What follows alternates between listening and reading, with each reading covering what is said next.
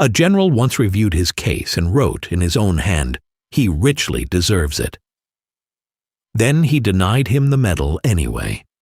The man he was writing about was a dentist. When they found the dentist's body on a beach on Saipan, July 7, 1944, 98 dead enemy soldiers lay in front of his position. The number comes directly from his Medal of Honor citation, the government's own official record. It took the United States Army 58 years to reverse that general's answer. This is Captain Ben Salomon. This is what he did, and why it took so long to say thank you. Benjamin Salomon was born in Milwaukee, Wisconsin on September 1, 1914. He grew up in nearby Shorewood, studied at Marquette University, then transferred to the University of Southern California to finish his degree. In 1937, he graduated from the USC Dental College and opened a practice in Los Angeles. By every account, he was capable, popular, athletic, a young dentist with an ordinary, promising American life ahead of him. In the fall of 1940, his draft board called him up. Dr. Ben Salomon, already a licensed practicing dentist, began his Army career as an infantry private in the 102nd Infantry Regiment. He trained as a rifleman. He qualified as an expert with both rifle and pistol. Within a year, he made sergeant, commanding a machine gun section. His commanding officer in the 102nd called him the best all-around soldier in the regiment. Nobody remembers Ben Salomon, the machine gunner, but that is who the Army made first, and that training would not leave him. His regimental commander later said Salomon gave everybody who ever met him a real lift, that he was the most vital man most of us ever met. That was the soldier the Army pulled out of the infantry. In 1942, it commissioned him into the Dental Corps instead, a move he resisted. His own infantry commander asked that he be commissioned an infantry officer instead. The Army said no. By 1943, he was a first lieutenant at Schofield Barracks, Hawaii, and regimental dental officer of the 105th Infantry Regiment, 27th Infantry Division. In 1944, he was promoted to captain. In June 1944, Captain Salomon went ashore at Saipan with the 105th Infantry Regiment. It was his first combat.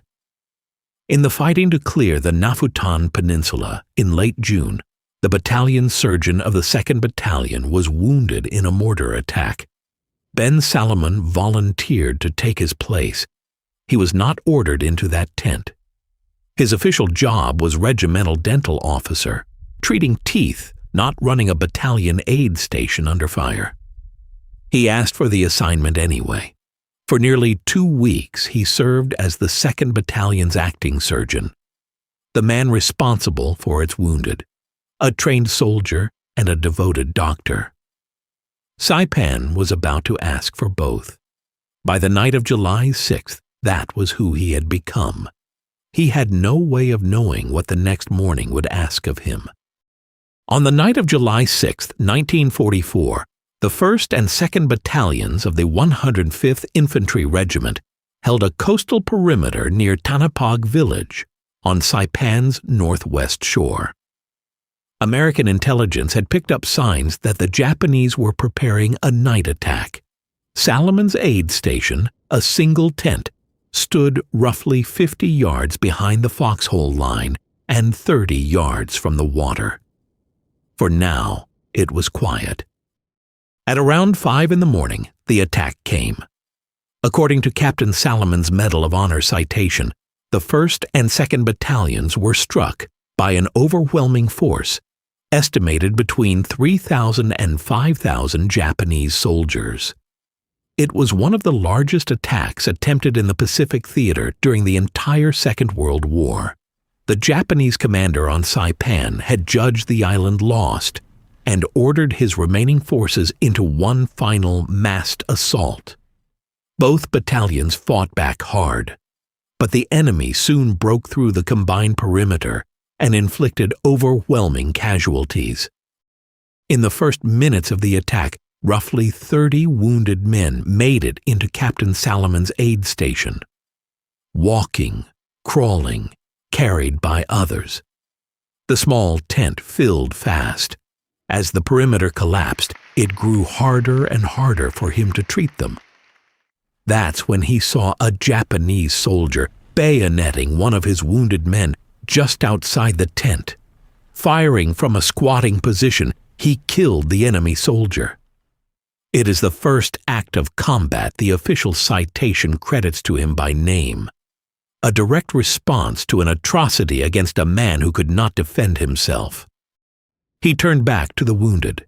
2 more Japanese soldiers appeared at the tent's front entrance. They, too, were killed. Then 4 more came in a different way, crawling in under the tent walls. Salomon rushed them. He kicked the knife out of one man's hand.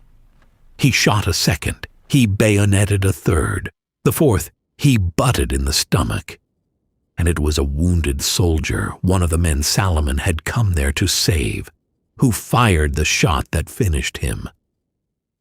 For a moment inside that tent, it was over. Outside, the attack was not. Salomon understood what was happening. The perimeter was gone. The tent would not hold. He gave an order, get the wounded out. Move them back to the regimental aid station as best they could. Walking, crawling, carried, however it had to be done. He would stay. He would hold the entrance until they were clear.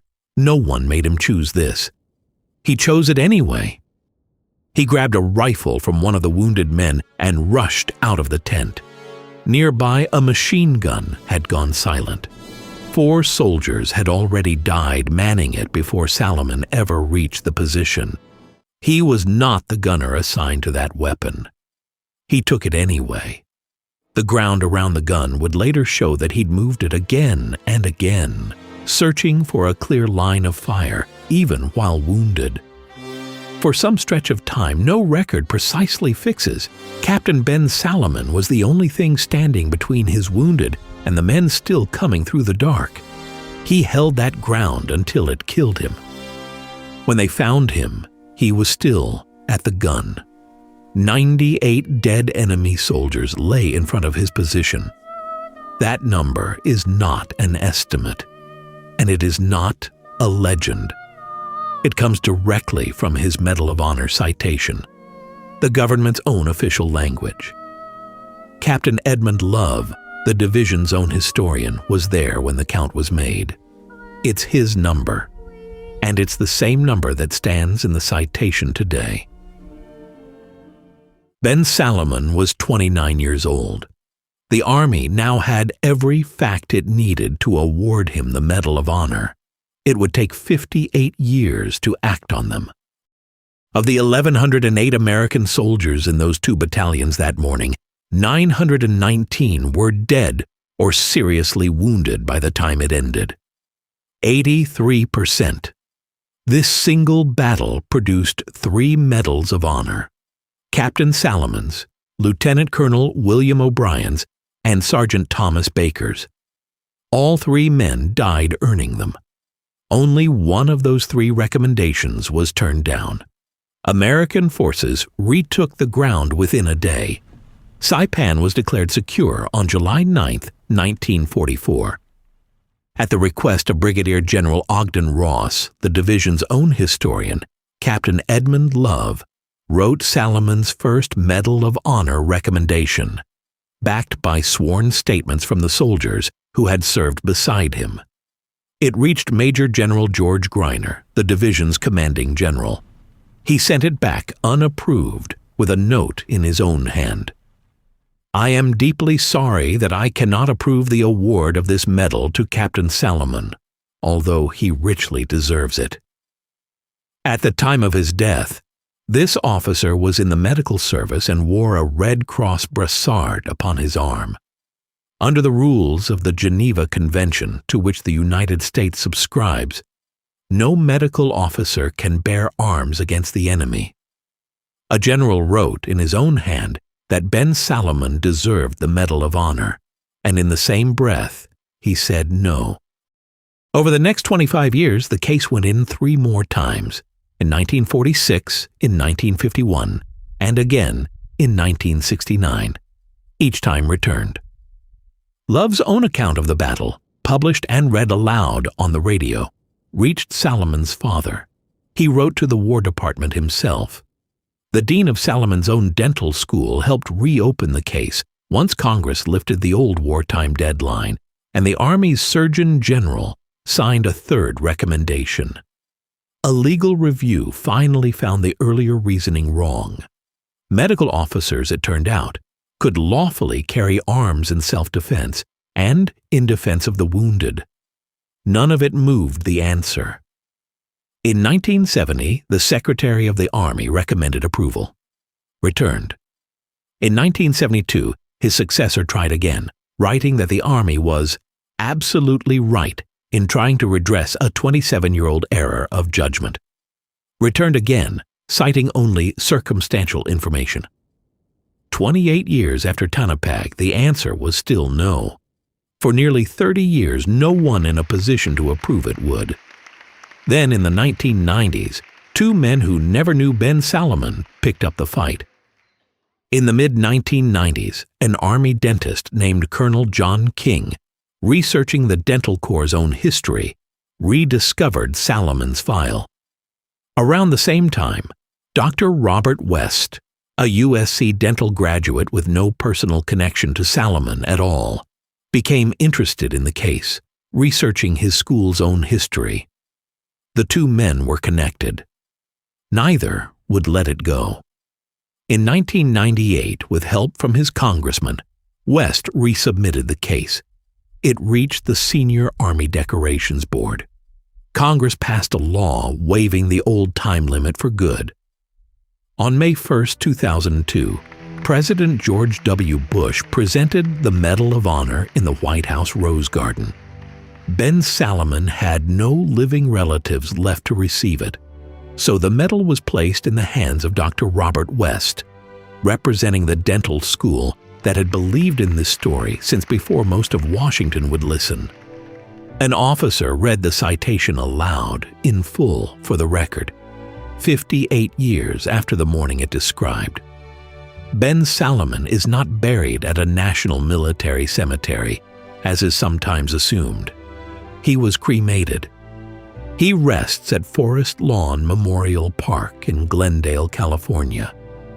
His Medal of Honor is held today at the Army Medical Department Museum at Fort Sam Houston in San Antonio. 2 dental clinics still carry his name, one at USC since the 1960s, years before Washington ever acted. One at Fort Benning, Georgia, now Fort Moore, since 1973. He is remembered too in the National Museum of American Jewish Military History's Hall of Heroes in Washington. He remains the only Army dentist, and one of only 3 dental officers in any branch of the American Armed Forces ever to receive the Medal of Honor. He was a healer.